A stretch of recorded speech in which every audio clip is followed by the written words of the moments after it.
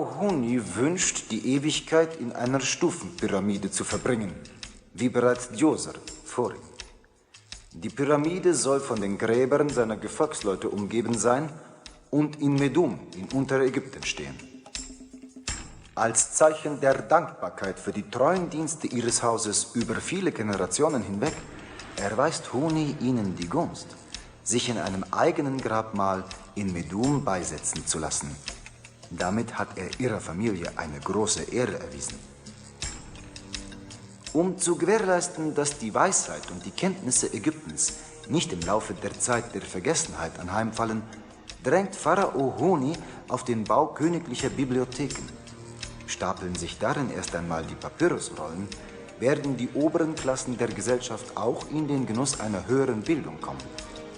Der Pharao hat einen weiteren seiner treuen Höflinge auf eine Expedition nach Serabit el-Khadim ins unwirtliche Land des Sinai entsandt, um Türkise zu holen. Sollte die Expedition von Erfolg gekrönt sein, können Sie sich darauf freuen, Edelsteine von dort zu importieren. Juweliere können daraus Schmuck, ein wertvolles Luxusgut für die Stadtbevölkerung herstellen. Das einst blühende Perchebit steht vor dem Untergang und exportiert viele Waren nicht mehr, die einst den Ruf der Stadt begründeten. Hallo, herzlich willkommen zu meinem Let's Play Pharao. Ich bin euer Dominus und wir spielen die Kampagne Medum, eine königliche Nekropole.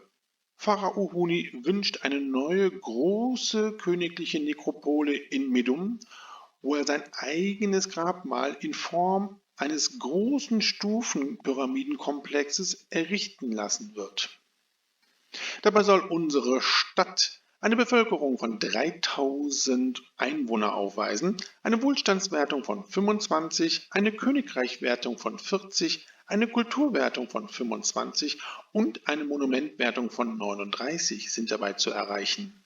Die Wertungen an sich stellen keine großen Ansprüche an uns, allerdings eine Monumentwertung von 39 ist ein großer Knackpunkt und es wird uns wohl einiges an Anstrengung abverlangt, um diese Wertung zu erreichen. Pharao Huni erweist uns eine große Ehre. Unsere Familie darf in Medum ebenfalls ein eigenes Grabmal errichten. Das Wissen in der ägyptischen Zivilisation ist stetig angewachsen und nun können wir Bibliotheken errichten, um dieses Wissen zu konservieren. Ja, genug der Rede, schauen wir uns direkt die Karte an. Ja, der Nil durchfließt hier unsere Karte von Süden nach Norden, hat hier solche Ausbuchtungen. Wir haben hier im östlichen Bereich Schilfvorkommen und den fruchtbaren Nilschlamm und doch recht große Waldbestände. Im Westen haben wir die größte zusammenhängende Landmasse, die allerdings nicht so viele Ressourcen hat. Also hier noch etwas Wald. Ja, und noch weiter im Westen beginnt die Wüste. Hier haben wir die Gesteinsvorkommen. Ja, und hier Richtung Nil, frisches grünes Land, das heißt Grundwasseranschluss. Und wir haben hier so kleine Bereiche, wo wir Wiesenwirtschaft betreiben können. Allerdings ist die Fläche nicht so groß und dementsprechend auch nicht ganz so fruchtbar. Ich denke mir mal, das lohnt sich nicht wirklich. Hier in dem Bereich weiter südlich haben wir auch nochmal Bereiche, wo wir Wiesenwirtschaft betreiben können. Ich denke aber, dass wir im fruchtbaren Nilschlamm unsere Nahrungsmittel anbauen. Dann schauen wir mal direkt, was wir produzieren können. An Farmen haben wir nur Getreidefarmen. An Rohmaterial haben wir Holz, Ton, einfachen Stein und Schilf. Und herstellen können wir Schmuck, Geschirr, Leinen, Papyrus und Ziegel. Bier müssen wir importieren. Schauen wir mal, mit wem wir Handel treiben können. Medum ist hier und unser nächster Handelspartner wäre Saqqara. Saqqara verkauft uns größere Mengen Luxuswaren und einfachen Stein, kauft bei uns Ton, Ziegel, Geschirr, Holz, Schilf, Papyrus und Kalkstein in größeren Mengen. Auf dem Sinai haben wir Serabit el-Khadim. Dieser Handelspartner verkauft uns Edelsteine, Luxuswaren und Kupfer in größeren Mengen, kauft bei uns Getreide und Ton in größeren Mengen. Weiter im Süden haben wir Nechen. Nechen verkauft uns Geschirr, Bier, Flachs und Leinen in größeren Mengen und kauft bei uns größere Mengen Papyrus. Und noch weiter südlich haben wir Perbit. Perbit verkauft uns größere Mengen Fisch, Ton, Geschirr, Bier, Schilf, Papyrus und Granit, kauft bei uns ebenfalls in großen Mengen Ziegel, Leinen, Edelsteine, Luxuswaren und Holz. Unser letzter Handelspartner tief im Süden ist Abu. Abu verkauft uns Getreide, Stroh, Flachs, Leinen, Edelsteine, Granit und Sandstein in größeren Mengen und kauft bei uns Ton, Geschirr, Schilf und Papyrus ebenfalls in größeren Mengen. Unsere Exporte werden Holz, Geschirr und Papyrus sein und später auch noch Leinen. Damit können wir ganz gute Gewinne erzielen und auch den Import von Bier gut finanzieren. Wir haben 3 Gottheiten, die wir huldigen können: Osiris, Phat und Bast, wobei Bast unsere Schutzgöttin ist. Beim Aufseher der Monumente können wir sehen, dass wir keine Grabbeigaben auszuliefern haben. Ja, und bei den Monumenten haben wir den Stufenpyramidenkomplex zu errichten und die kleine Stufenpyramide. Was ist nun der Plan? Diese Karte birgt einige Schwierigkeiten. Die meisten Ressourcen sind hier im östlichen Bereich der Karte mit Wald, den fruchtbaren Nilschlamm und hier oben das Schilfvorkommen. Allerdings zum Besiedeln ist dieser Bereich relativ klein. Wir werden hier in diesem Bereich nicht die 3000 Einwohner etablieren können. Das müssen wir hier auf der anderen Seite machen. Das heißt, wir werden hier in diesem Bereich unsere Stadt errichten. Wir werden hier über Fähren den Zugang zu diesem fruchtbaren Nilschlamm gewährleisten und dann nochmal mit Fähren, um hier diesen Bereich landwirtschaftlich zu nutzen und später dann hier das Schilfvorkommen zu erschließen, ja, und natürlich hier Holz zu produzieren. Was ebenfalls berücksichtigt werden muss, ist der Platz, den wir für unsere Monumente brauchen. Wir müssen ja jetzt hier 2 Monumente errichten. Und ein Stufenpyramidenkomplex ist ein großes Bauwerk, was Zugang zum Wasser haben muss. Über einen langen Gang wird später der Leichnam des Pharaos vom Nil über diesen Gang zur Stufenpyramide gebracht. Und wir sehen, was für ein großes Bauwerk dieser Stufenpyramidenkomplex ist. Ja, und hier kann man diesen langen Gang sehen, der halt hier Anschluss am Wasser haben muss. Von daher errichte ich die Bauplätze der Monumente ebenfalls direkt zu Anfang auf der Karte, damit ich später weiß, wo ich die Stadt, Produktionen und Dienstleistungsgebäude errichten kann. Ja, und der Vorteil natürlich, wenn wir hier die Pyramiden bauen, dass wir hier die Gesteinsvorkommen haben und somit hier die Steinbrüche errichtet werden können. Wir werden dann hier eine kleine Siedlung bauen, wo wir Steinbrüche, Lagerhäuser, Baugilden und Arbeitslager etablieren, damit eine Versorgung der Baustelle relativ schnell erfolgen kann. Ja, so viel zum Plan. Das erste, was wir natürlich jetzt machen müssen, bevor wir unsere Stadt errichten, sind die Fährhäfen zu bauen. Die Geschwindigkeit habe ich schon runtergesetzt. Ja, und ich werde mich jetzt schweren Herzens hier von diesem Wald trennen. Das wird ja hier unser Knotenpunkt sein, wo alle Waren von hier rüber transportiert werden, um dann später hier unsere Stadt zu versorgen. Gut, dann werden wir hier einen Fährhafen etablieren. Der kann dann hier hin. Und wir werden aber auch direkt hier noch einen Fährhafen bauen. So, damit von 2 Seiten die Güter zu unserer Stadt transportiert werden können. Ja, und wir müssen natürlich noch den östlichen Landteil mit unserer Stadt verbinden. Das machen wir so. Ja, und dann verbinden wir jetzt erstmal die Fährhäfen miteinander. Und wir müssen natürlich hier und auch hier kleine Siedlungen errichten, damit die Fährhäfen auch Arbeitskräfte haben und Güter und Händler auch transportiert werden können. So, das gleiche machen wir hier. Ja, damit haben wir jetzt erstmal die Verbindungen sichergestellt.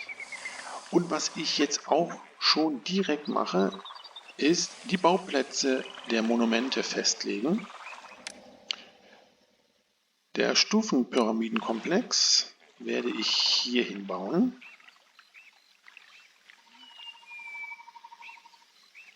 Ich denke mir mal, das ist hier eine gute Lage. Und die kleine Stufenpyramide, das wird ja unser persönliches Grabmal, kommt hier direkt neben dem großen Stufenpyramidenkomplex hin. Sehr gut, ja, und dann haben wir hier alles ziemlich nah beieinander und der Bau kann relativ schnell vonstatten gehen. Ja, jetzt ist es auch an der Zeit, dass wir hier unsere Stadt errichten. Ja, hier haben wir jetzt unsere 2 Stadtgebiete, die ich hier so zu einem rechten Winkel angeordnet habe. Ich denke mir mal 2 Stadtgebiete voll entwickelt, damit erreichen wir die 3000 Einwohner locker. Bevor wir jetzt hier diese beiden Stadtgebiete parzellieren, werden wir hier auf unserer kleinen Insel schon mal eine Siedlung erstellen. Dafür ändere ich das hier noch ein bisschen um. So, und dann kommt hier diese kleine Siedlung hin. Ich habe da auch immer so eine entsprechende Form. Dann kann hier der Ziehbrunnen gebaut werden und natürlich Sicherung durch Feuerwache, Architekturbüro und Polizeiposten. So, und dann werde ich als erstes schon mal hier die Verbindungen zum äußeren und inneren Straßenkranz herstellen. Und an der Stirnseite kommen die Pavillons hin. Die werde ich jetzt hier schon mal bauen. So, und hier kommen später die Musikpavillons hin. Da haben wir auch noch ein bisschen Zeit.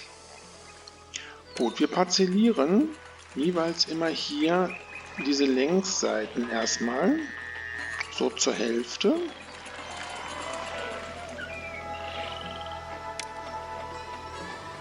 Ja, dann brauchen wir ja Platz für den Musikpavillon. Das gleiche machen wir hier auch.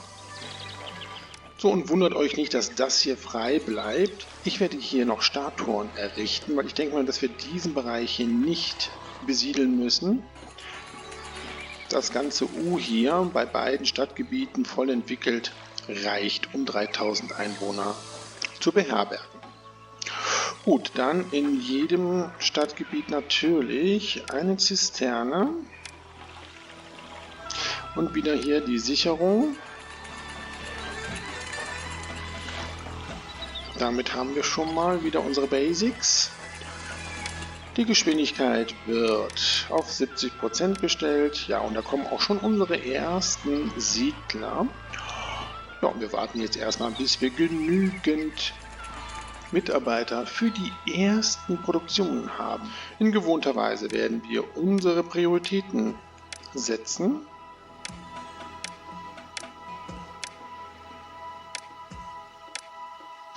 Wieder mehr Lohn zahlen und dafür die Steuern runter. Das sorgt für eine gute Immigration. Ja, und wie bei Caesar 3, die ersten Parzellen, die ausgewiesen werden, werden auch als erstes besiedelt. Und so machen sich unsere ersten Siedler auf den Weg hier in diese kleine Siedlung. Ja, ein Großteil der Parzellen ist schon besiedelt und wir sehen, dass jede Menge neue Bürger weiter in unsere Stadt einwandern. Wir werden jetzt mit dem ersten Exportgut anfangen und das ist Holz.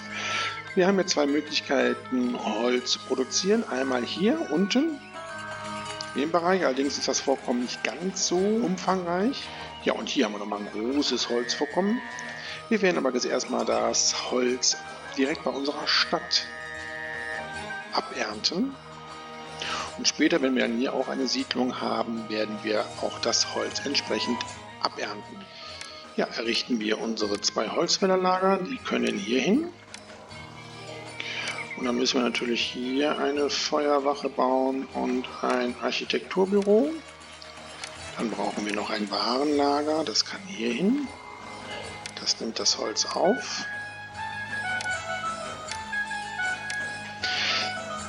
Ja, und wir haben noch ein kleines süßes Detail. Wir haben hier als wilde Tiere Flusspferde.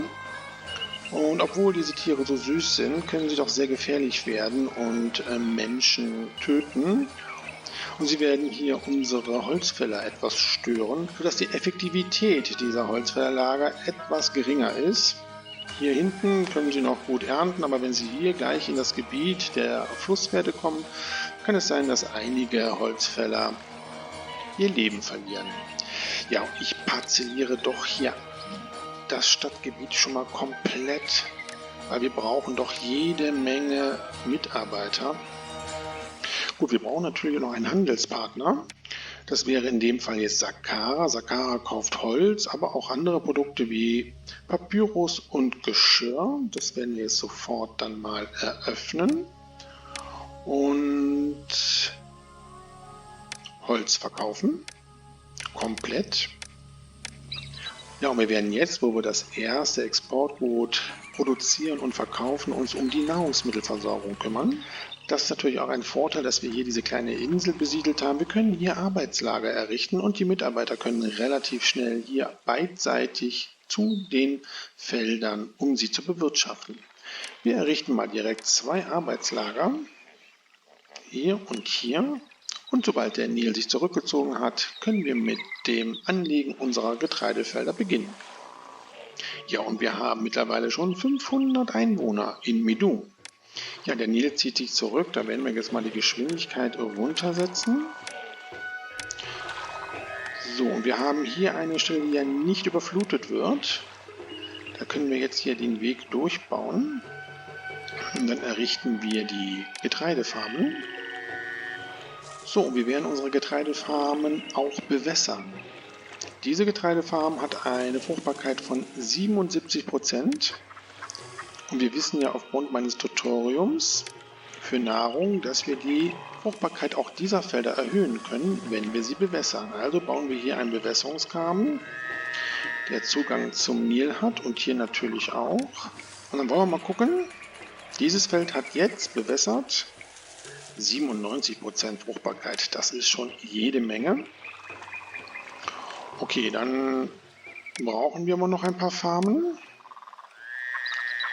Hier können wir leider nicht so viele Farmen errichten, aber das ist egal. So. Und auch hier ein Bewässerungsgraben. Ja, nur eine durchschnittliche Überschwemmung. Ja, wir werden als nächstes auch die Tempel errichten. Aber jetzt müssen wir erstmal hier unsere Nahrungsmittelversorgung aufbauen. So, wir haben jetzt hier unsere 12 Farmen, die jetzt bewirtschaftet werden. Bauen wir noch schnell das Silo, das kann hier hin. Und dann bauen wir noch ein Warenlager für Getreide.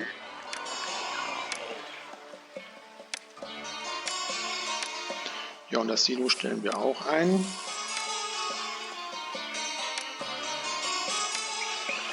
Dann kümmern wir uns jetzt um die Götter. Ein Tempel für Bast, kann hier hin. Ein Tempel für Osiris und ein Tempel für Phat. Wo können wir den errichten? Ja, den werden wir hier oben errichten. Wir werden nämlich jetzt hier schon mal unsere Siedlung für die Baustelle der Pyramiden einrichten. So, die können auch eine Zisterne bekommen. Und die bekommen auch den Tempel der Phat, Feuerwache, Architekturbüro und Polizeiposten. Und dann errichten wir mal hier Sperren. So, und dann können hier noch Schreine gebaut werden. Ja, und Bast kriegt direkt 2 Schreine. Sehr gut. Jetzt haben wir auch bald kein Geld mehr. Die Geschwindigkeit kann jetzt erhöht werden. Ja, und wir sehen hier schon Mitarbeiter aus den Arbeitslagern, die jetzt noch Kapazität haben. Die fangen jetzt nämlich schon an, den Baugrund unserer Pyramiden vorzubereiten. Ja, und das sollten wir eigentlich immer recht früh zu Beginn der Entwicklung machen, weil das auch jede Menge Zeit in Anspruch nimmt. Ja, wie befürchtet, kein Geld mehr. Kriegen wir nochmal einen Kredit. Oh ja, wir haben noch mal etwas an Geld bekommen. Ja, beginnen wir mit unserem nächsten Exportgut, nämlich Geschirr. Das können wir jetzt hier gut bei unserer Stadt produzieren. Dann bauen wir die Tongruben hier auf. Ja, das geht. Und dann bauen wir mal 4 Töpfereien. So, auch hier müssen wir natürlich noch sichern. So, und dann bauen wir hier das Warenlager für Geschirr.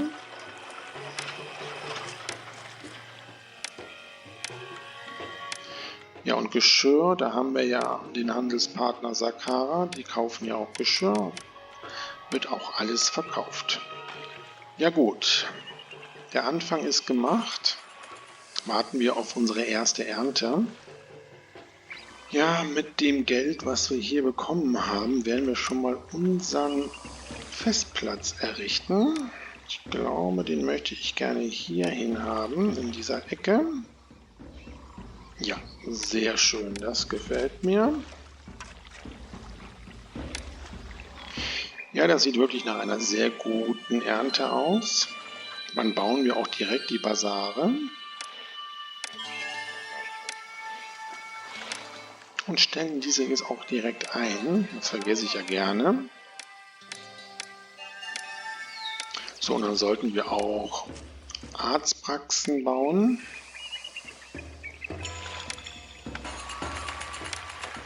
Und Apotheken. Oh, es brennt. Wo brennt es? Oh, da brennt ein Arbeitslager. Ja, ich denke mir, wir werden wohl noch hier mal noch eine Feuerwache etablieren. Ja, schaut mal, wie viel Getreide wir jetzt im Lagerhaus und Silo haben. Damit haben wir wirklich eine gute Versorgung jetzt erstmal. Ja, und unsere kleinen Siedlungen dürfen natürlich auch nicht vernachlässigt werden. Arztpraxis und eine Apotheke. Und hier auch.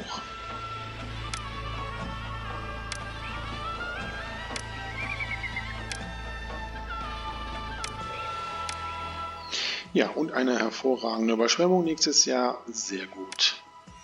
So, mit dem letzten Geld, was wir noch haben, parzellieren wir hier dieses zweite Stadtgebiet auch nochmal voll. Denn ich möchte jetzt mit dem nächsten Exportgut anfangen und das ist Papyrus. Ja, und mittlerweile haben wir 1000 Einwohner in unserer Stadt. Ja, jetzt wird gerade Geschirr gekauft, das ist sehr gut. Jetzt haben wir ein bisschen Geld. Wir müssen nämlich hier eine kleine Siedlung errichten, damit der Fährhafen Mitarbeiter hat.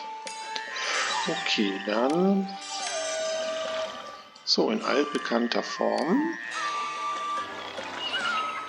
So, dann haben wir nochmal 2 Holzlager hier errichtet. Ich denke mal, hier ist die Holzproduktion ziemlich gut. Allerdings ist der Weg zum Warenlager ein bisschen weiter. Sobald diese Siedlung jetzt hier bewohnt ist, werden wir die Schilfsammelstellen errichten. Wir haben natürlich mehrere Möglichkeiten. Wir könnten hier das Schilf produzieren. Das müsste dann halt hier zur Stadt gebracht werden, wenn wir hier die Papyruswerkstätten haben. Oder wir stellen Papyrus direkt hierher. Allerdings müsste es dann auch rüber in die Stadt, weil ja einige Handelsrouten über See passieren. Und wir werden hier unsere Docks errichten. Ja, mehrere Möglichkeiten. Ich glaube, ich will das alles hier in der Stadt errichten. Auch wenn der Weg etwas weiter ist und dadurch die Effektivität vielleicht nicht ganz so gut ist. Ja, ich sehe, die ersten Siedler sind schon angekommen. Bauen wir unsere Schilfsammelstellen. Die kommen hier hin. 3 Stück, das sollte eigentlich reichen. Ja, dann warten wir jetzt, bis Schilf im Lager ist. Dafür müssen wir erstmal nochmal Warenlager bauen, aber ich warte jetzt, bis wieder mal Ware verkauft wird. Ja, das ist gut. Dann können wir jetzt hier die Warenlager bauen. 2 Stück. Dieses Warenlager ist für Schilf. Und dieses hier für Papyrus. Ja, Sakara kauft auch Papyrus. Wir bauen noch keine neue Handelsroute. Ja, wir werden allerdings mal ein Fest feiern, und zwar für Bast. Die ist schon etwas ärgerlich. Das muss ja nicht sein. Und dann bauen wir mal, ja, ein bisschen Geld haben wir. 3 Papyruswerkstätten. Ich glaube, wir bauen noch ein bisschen unsere Geschirrproduktion aus.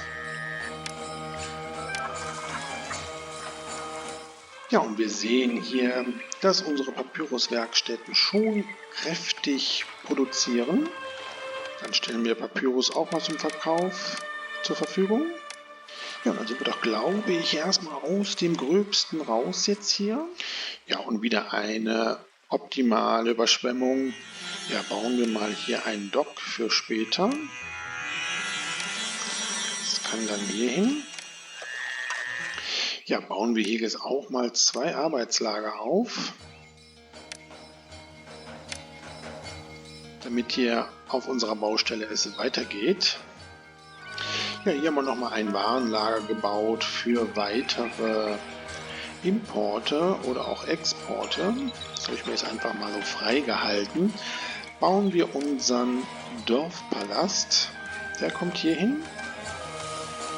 Und dann können wir jetzt auch die Steuereintreiberbüros bauen und die Steuern erheben. Dann machen wir mal 9%. Ja, und wir produzieren eigentlich jetzt ganz gut und verkaufen auch gut. Ja, dann errichte ich jetzt hier mal die Musikpavillons.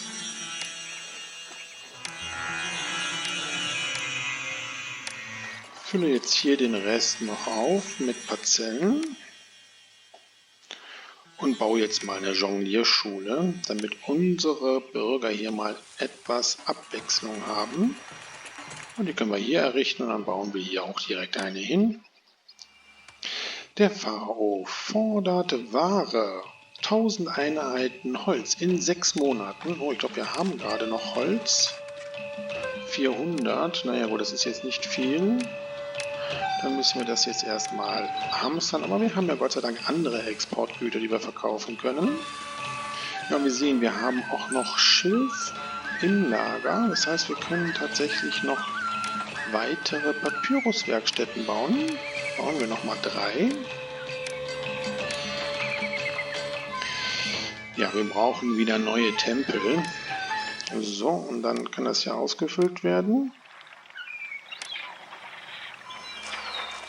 Ja, die Forderung kann erfüllt werden. Direkt verschicken und Holz wieder verkaufen. Und jetzt baue ich auch meinen persönlichen Wohnsitz. Der kann dann hier jetzt hin. Ja, wir haben noch jede Menge Geschirr. Welcher Handelspartner kauft denn Geschirr? Das ist Abu. Und Abu verkauft uns auch den Flachs. Das ist sehr gut. Ist zwar recht teuer, aber wir werden trotzdem diese Seehandelsroute eröffnen. Und dann kann nämlich jetzt auch Geschirr noch verkauft werden. Ja, und ihr seht, dass die Papyruswerkstätten jetzt doch zu wenig Material haben.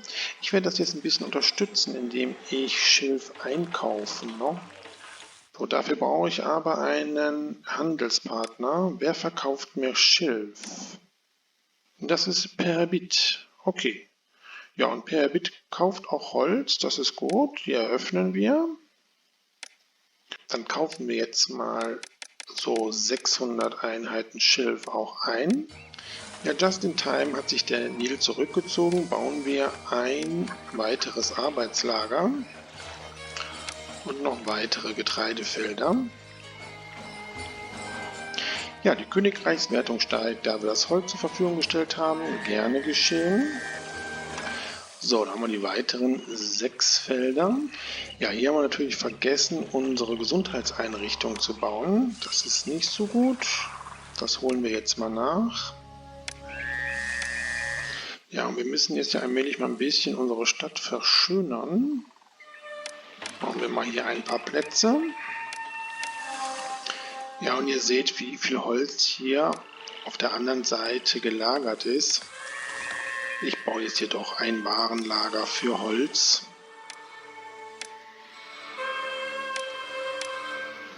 Landhandelsrouten können ja hier auch entsprechend handeln. Ja, und ich baue hier auch noch ein Dock hin. Ja, und ein paar Verschönerungen. Ich möchte jetzt doch hier die mittleren Statuen bauen. Ja, und 2000 Einwohner haben wir jetzt schon.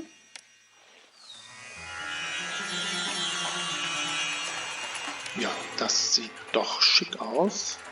Das gefällt mir. Ja, bauen wir jetzt mal Konservatorien. Und eine hier hin.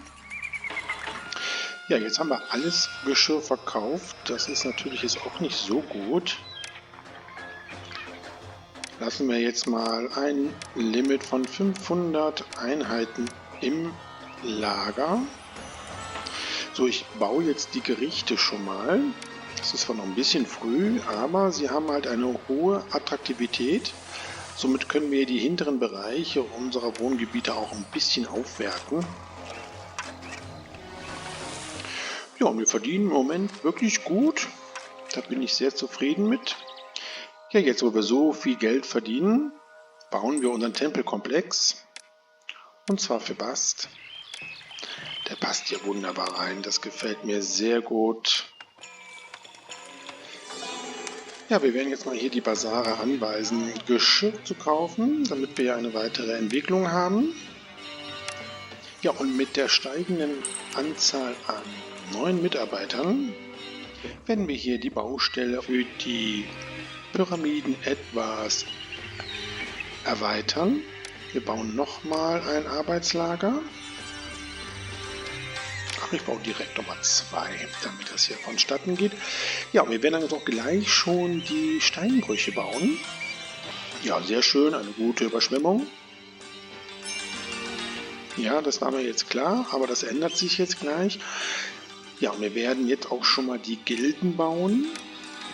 Und zwar brauchen wir eine Zimmermannsgilde und 2 Steinmetzgilden. Ja, und die Gilden haben leider auch einen sehr schlechten Einfluss auf die Attraktivität.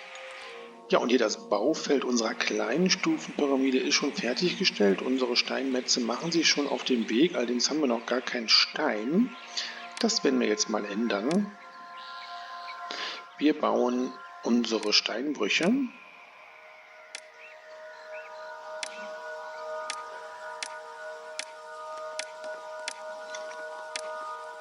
So, 6 Stück haben wir jetzt schon mal hier.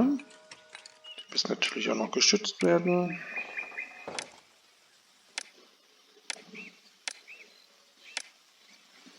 Und dann brauchen wir natürlich noch ein Warenlager für den Stein. Der kommt dann hier hin. Dann müssen wir jetzt nur die Sperre hier verschieben. Ja, und das Holz wird auch schon zu unserer Zimmermannsgilde geliefert. Hier ist jetzt schon 100 Einheiten drin. Ja, und ich baue hier direkt 2 Warenlager für Steine.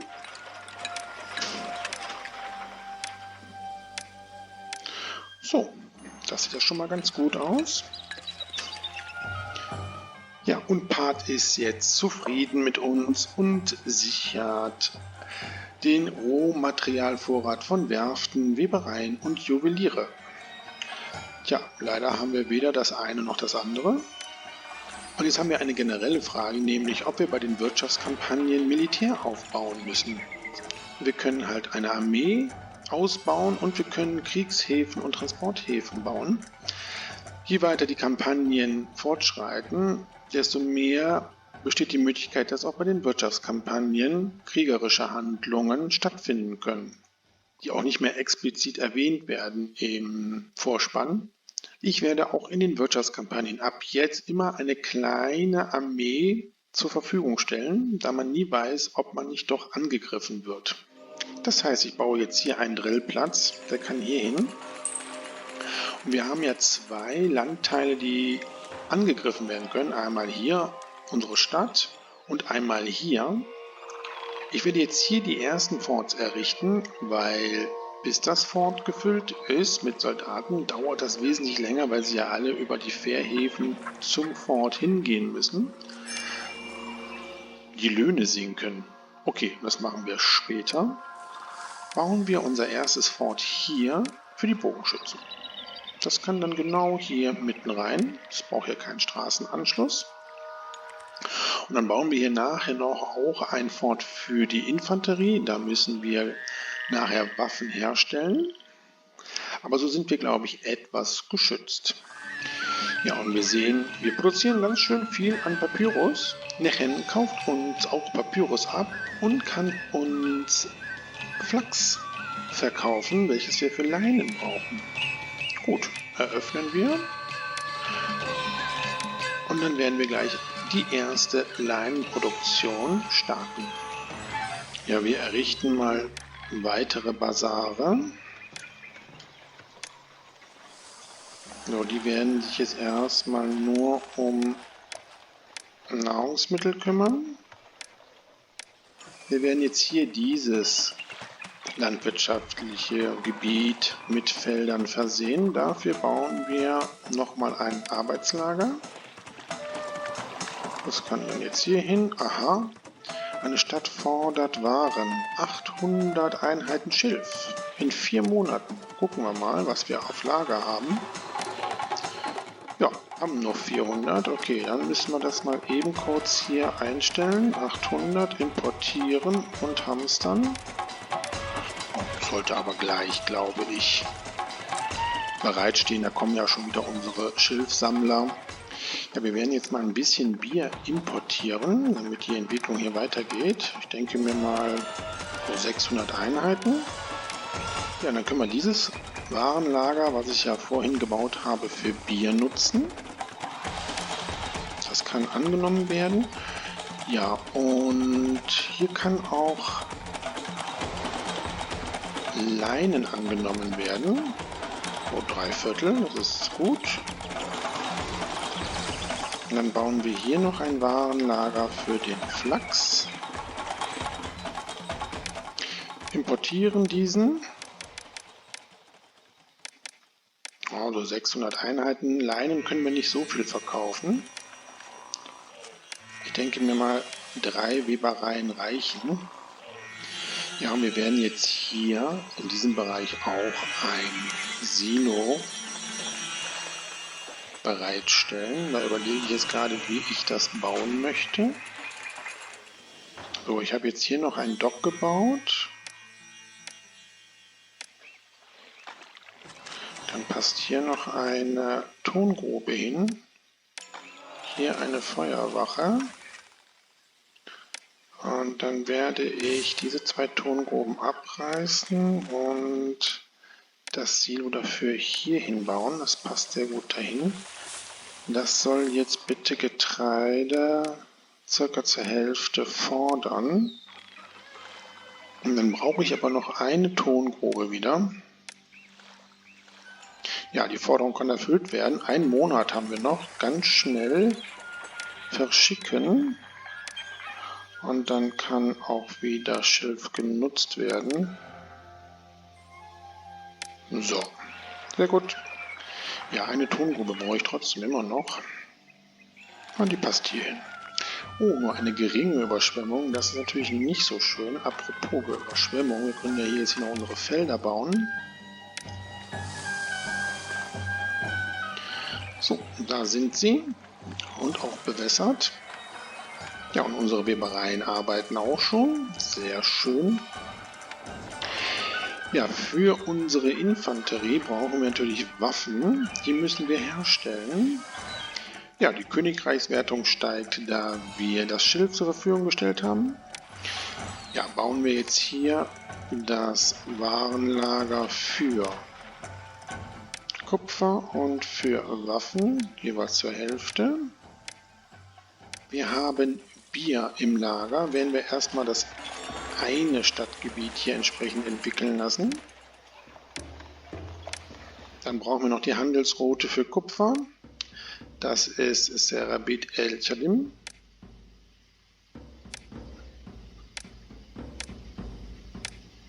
Und dann, 400 Einheiten müssten reichen. Und dann bauen wir 2 Waffenschmieden. Das sollte eigentlich auch reichen.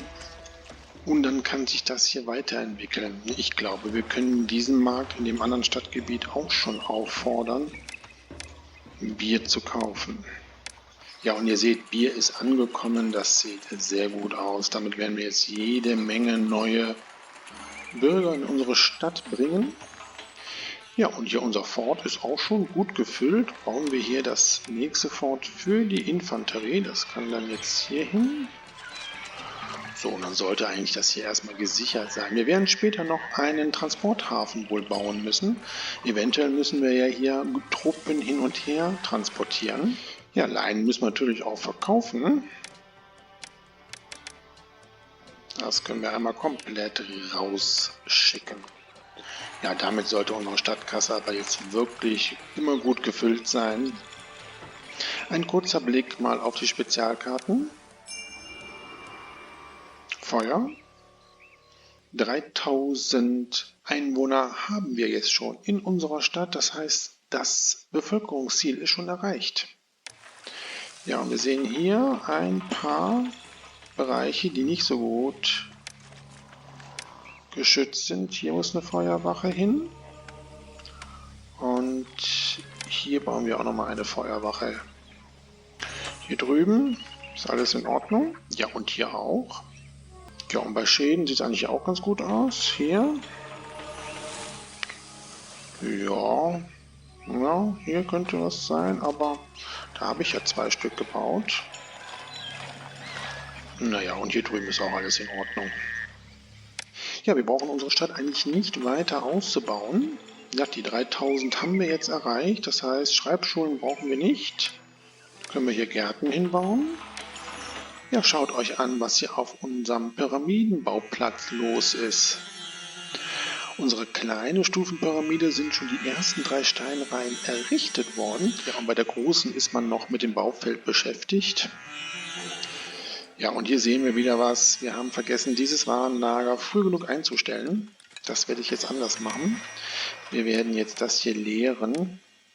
Ich möchte hier kein Stroh gelagert haben. Das muss alles für Steine frei sein.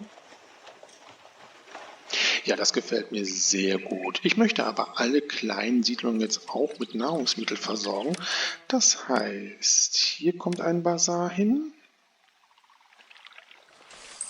Hier und auch hier. Die müssen natürlich eingestellt werden. Die sollen jetzt nur Getreide kaufen. So, dieses Warenlager ist jetzt soweit leer von Steinen, wird abgerissen und wieder neu gebaut und direkt eingestellt. Darauf müsst ihr wirklich achten, so schnell wie möglich die Warenlager einzustellen. Ja, schauen wir mal hier bei den Vorarbeitern der Pyramiden vorbei. Für den großen Stufenpyramidenkomplex brauchen wir 2640 Blöcke Stein. Das sind 660 Ladungen, also jede Menge. Für die kleine Stufenpyramide brauchen wir jetzt für die aktuelle Lage noch 20 Blöcke. Das sind 5 Ladungen Stein und für den Rest brauchen wir nur noch 132 Blöcke. Das sind 33 Ladungen. Die haben wir, glaube ich, schnell gebaut. Ja, wir haben eben ganz vergessen, dass ja die Löhne gesunken sind. Machen wir das ja auch, aber die kriegen trotzdem mehr als im Königreich. Ja, und wir könnten Stein sogar auch importieren. Ja, und die Priester sind überglücklich, wir kriegen eine gute Überschwemmung. Ja, dann importieren wir doch immer 30 Blöcke. Mal gucken, ob wir das finanziell uns leisten können. So. Ja, wir errichten jetzt noch die Tanzschulen. Da kann hier eine hin und hier. Und dann ist unsere Stadt im Innenausbau soweit fertiggestellt. Ja, ein Blick auf die Wertungen zeigt, dass wir alle Wertungen mit Ausnahme der Monumentwertung geschafft haben und das Bevölkerungsziel ist ebenfalls schon erreicht. Dann bleibt uns erstmal nichts weiter übrig, als unsere Stadt gut zu verwalten, unsere Gottheiten zu ehren, Forderungen zu erfüllen und gegebenenfalls Angriffe von Feinden abzuwehren. Ja, und wir müssen natürlich sicherstellen, dass auf unserer Baustelle hier alles für den Bau der Pyramiden zur Verfügung steht. Ja, wie ich befürchtet habe, wird uns eine libysche Armee angreifen, und zwar in einem Jahr. So, jetzt habe ich bei meiner Stadt natürlich noch keine Soldaten. Ich baue mir mal jetzt vorsichtshalber hier nochmal ein Fort für die Bogenschützen auf. Das kann dann jetzt hier hin. So, und dann werden wir jetzt Folgendes machen. Wir werden hier einen Transporterhafen bauen. Den wir natürlich noch verbinden. Ich werde jetzt hier dieses Dock löschen und werde jetzt hier schnell eine Werft bauen. Und wenn das Schiff gebaut ist, werde ich die Werft wieder entfernen und dann wieder ein Dock dorthin bauen. Die Werft brauchen wir ja nicht mehr, wenn das Schiff gebaut ist. Ja, unser Transporterschiff ist fertig. Wir können jetzt die Werft wieder entfernen. Und wir bauen wieder das Dock hier hin. Gut, so haben wir jetzt die Möglichkeit, Truppen hin und her zu transportieren. Wie gesagt, ich weiß ja nicht, wo die libysche Armee angreift. Ja, und die beiden Forts sind jetzt voll besetzt. Sehr gut. Ja, dann errichte ich hier auch direkt das Fort für die Infanterie. So, und ich denke mir mal, jetzt sollten wir aber gut gewappnet sein. Ja, in einem Monat wird die libysche Armee uns angreifen. Hier gibt es auch einen kleinen Trick. Und zwar speichert einfach ein Safe Game, bevor die Armee angreift, also so einen Monat. Und dann könnt ihr schauen, wo sie angreift und wie stark sie angreift. Und so könnt ihr entsprechend, wenn es nicht so klappt, das Safe Game nochmal neu starten und mit einer anderen Strategie erfolgreich sein. Ja, die fremde Armee dringt jetzt ein. Schauen wir mal, wo sie jetzt angreifen. Oh, das ist gut. Direkt hier in dem Bereich, wo wir unser Fort schon haben. Geschwindigkeit runter. Dann brauche ich ja meinen Transporthafen gar nicht zu benutzen.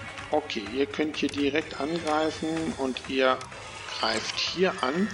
Auch das ist aber günstig. Glück gehabt. Ja, großes Schlachtgetümmel hier. Ja, ein großer Haufen hier. Man kann gar nichts erkennen, aber ich denke mir mal, das werden wir gut schaffen. Mit der Unterstützung unserer Bogenschützen. Und hier sehen wir Jesus, der übers Wasser geht. Sehr interessant. Ja, das war's. Sehr gut. Wir haben die Libyer geschlagen. Dann könnt ihr zum Fort. Ja, und wir haben bei der Infanterie nur einen Soldaten verloren. Sehr gut. Ja, wenden wir uns hier wieder unserer Baustelle zu. Unsere eigene kleine Stufenpyramide ist bald schon fertiggestellt. Da brauchen wir jetzt insgesamt nur noch 8 Ladungen. Naja, und beim großen Stufenpyramidenkomplex ist der Baugrund noch nicht fertiggestellt. Das dauert noch etwas. Ja, die letzten 2 Steinladungen werden zu unserer kleinen Stufenpyramide transportiert. Ja, und damit ist unsere kleine Stufenpyramide fertiggestellt. Sehr schön. Ja, das Baufeld des großen Stufenpyramidenkomplexes ist jetzt endlich fertiggestellt. Ja, und wir haben eine Forderung. 400 Einheiten Geschirr für die Stadt Mennefer in 5 Monaten. Ja, und wir haben 500 Einheiten im Lager. Das können wir direkt verschicken. Sehr gut. Ja, unsere Steinmetze haben Positionen bezogen. Die Warenlager sind voll mit Stein. Und unsere Mitarbeiter transportieren jetzt schon eine Steinladung nach der anderen. Ja, wir können sehen, 4 Steinladungen werden transportiert. Also pro Arbeitslager wird immer eine Ladung Steine transportiert. Ja, nach langer Zeit haben wir jetzt die ersten 3 Steinlagen unseres Stufenpyramidenkomplexes errichtet. Es ist jede Menge Stein, der hier verbaut wird. Für die aktuelle Reihe brauchen wir jetzt schon 200 Blöcke, das heißt 50 Ladungen, und für den Rest 2040. Das sind nochmal 510 Ladungen. wirklich jede Menge. Ja, und wieder will eine libysche Armee uns angreifen in einem Jahr. Ich hoffe mal, sie greifen an der gleichen Stelle an wie die letzten 2 Angriffe. Ja, es ist soweit. Die libysche Armee greift uns an. Ja, es ist immer die gleiche Stelle. Das ist sehr schön. Geschwindigkeit runter und vernichten. Ja, das haben wir wieder geschafft. Allerdings haben wir jetzt schon mehr Infanteristen verloren. Aber ich denke mir mal, das macht so viel nicht aus. Wir haben noch genug Waffen im Lager, sodass wir unsere Infanterie wieder neu ausbilden können. Ja, mittlerweile sind schon 3 Stufen unseres Stufenpyramidenkomplexes komplett fertiggestellt. Es sind etliche Jahre ins Land gegangen. Ja, und hier sehen wir diesen Verbindungsgang zwischen der Pyramide und dem Nil. Der ist auch schon fertiggestellt. Es müssen noch viele, viele Steine verbaut werden. Wir brauchen jetzt für die aktuelle Lage 128 Blöcke, das sind 32 Ladungen. Und für den Rest der Pyramide 1056, das sind nochmal 264 Ladungen. Viele Jahre sind jetzt vergangen. Wir haben wieder einige Forderungen füllen müssen und haben uns erfolgreich gegen einen erneuten Angriff der Libyer verteidigt. Mittlerweile haben wir 83% der Pyramide fertiggestellt. Wir brauchen jetzt für den aktuellen Abschluss noch 72 Blöcke, das sind 18 Ladungen. Ja, und für den Rest brauchen wir nur noch 456 Blöcke, das sind 114 Ladungen. Wir nähern uns allmählich der Vollendung. Wir benötigen jetzt für die aktuelle Steinlage noch 8 Blöcke, das sind 2 Ladungen. Und für den Rest brauchen wir nur noch 48 Blöcke, das sind 12 Ladungen. Wir haben jetzt hier 2 volle Warenlager mit Steinen, das sind 64 Steine, das heißt, wir haben mehr als genug. Wir werden jetzt hier bei Stein das Gewerbe ausschalten. Ja, schauen wir uns Medum nochmal an, bevor wir das Monument vollenden. Ja, hier unsere Stadt Medum mit den 2 Wohngebieten, dem Tempelkomplex und hier in diesem Bereich ganzen Produktionen. Ja, zum Schluss fordert nochmal Mennefer 500 Einheiten Geschirr. Die haben wir sogar auf Lager. Gut, können wir direkt verschicken. Ja, und hier nochmal diese kleine Insel, die wir besiedelt haben als Knotenpunkt, wo unsere Waren von dieser Landseite zu unserer Stadt befördert werden. Die letzten 2 Steinladungen werden jetzt gerade für das Grabmal des Pharao Huni zu unseren Steinmetzen gebracht. Und nach langen Jahren und unzähligen Forderungen, die wir erfüllen mussten, sowie zahlreicher Angriffe der Libyer, haben wir es geschafft und vollenden nun dieses Monument und schließen somit diese Mission erfolgreich ab.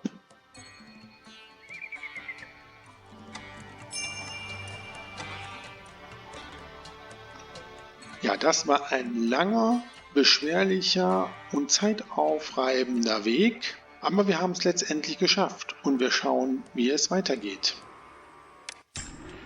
Ausgezeichnet.